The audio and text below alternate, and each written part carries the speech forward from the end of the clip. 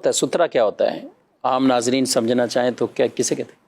سترے سے مراد یہ ہوتا ہے کہ جب کسی بندے نے نماز پڑھنی ہے اور نمازی کے آگے سے گزرنے کا خدشہ ہو تو اسے یہ چاہیے کہ اس بات کا اہتمام کرے کہ اپنے آگے جو ہے کوئی چیز رکھ دے، یا تو ایسی چیز ہو جس کو زمین میں گاڑا جا سکتا ہے تو اس کو گاڑ دیا جائے، اور اگر ایسی نہیں ہے، جس طرح آج کل نارمل جو ہے لکڑی کے سترے بھی مل جاتے ہیں، اس طرح کی چیزیں بھی مل جاتی ہیں، تو وہ سامنے رکھ دی جائے تاکہ جو گزرنا چاہے اس کے لیے آسانی سے گزر جائے۔ سترے کو عام الفاظ میں یہ کہیں گے کہ یہ ایک رکاوٹ ہے، ٹھیک، کہ نمازی کے آگے ایک چھوٹی سی آڑ بنا دی جائے تو یہ سترہ ہے۔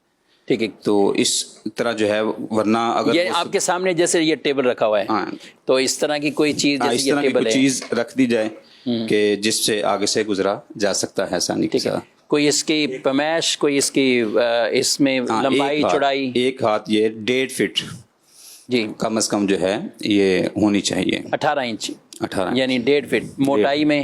موٹائی میں یہ ہے کہ ایک چنگلیاں، ایک انگلی کے برابر، یعنی چنگلی۔ اس کی کم از کم اتنی موٹائی ہونی چاہیے۔ مفتی ساجد صاحب کا میرا خیال تفصیلی فتویٰ، بلکہ ایک پورا رسالہ ہے آپ کا اس موضوع پر، ایک تحقیقی فتویٰ آپ پر، کہ آپ نے اس میں یہی کہ ایک انگلی کے، چھوٹی انگلی کے یعنی کم از کم اتنا موٹا، اتنی اس کی موٹائی کم از کم ہو، ایک انگلی کے برابر جو۔ اچھا، تو نارمل جو شیشے بعض اوقات ہوتے ہیں مسجدوں میں، آپ دیکھتے ہیں کہ شیشہ لگا ہوتا ہے، دروازوں میں شیشہ آ رہا ہوتا ہے، اس میں کیا کہیں گے؟ جی، اس فتوے کا مین اصل سوال یہی تھا، شیشے کا جو شیشہ یا اس طرح کی پردہ لگا ہوا کپڑے صحیح، کا، تو وہ تو عموماً اتنا موٹا نہیں ہوتا، تو پھر اس کو سترا بنا سکتے ہیں یا نہیں؟ تو اس میں دلائل کے ساتھ یہ واضح کیا گیا تھا کہ اصل مراد یہ کہ اتنا موٹا ہو یا اتنا چوڑا ہو، دونوں کفایت کر جائیں گے۔ یعنی وہ جو پردہ ہے وہ اگرچہ اتنا موٹا تو نہیں، لیکن چوڑائی کے اعتبار سے دیکھیں تو وہ تو اس سے بھی زیادہ ہے۔ یعنی آپ کے پیچھے یہ پینافلیکس لگا ہوا ہے، یہ بالکل پوری ایک دیوار نما نظر آ رہے ہیں ناظرین کو، چوڑائی میں دیکھیں تو ایک انگلی سے کتنا زیادہ ہے، ٹھیک ہے، تو یہ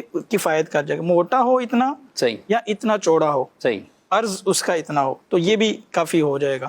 اگر کوئی مثال کے طور پر ایک دھاگا نما چیز جو ہے وہ لٹکا دیتا ہے، ایک تار یا کیبل جو ہے لٹکا دیتا ہے، جو ایک انگلی کی موٹائی کے برابر بھی نہیں ہے، اس کا عرض اور چوڑائی بھی اتنی نہیں ہے، اب وہ سترے کے لیے کافی نہیں ہوگا۔ یعنی اب اگر اس کے سامنے سے کوئی بندہ گزرے گا تو وہ گویا کہ وہ نمازی کے آگے سے گزر رہا ہے اور وہ گناہگار ہوگا۔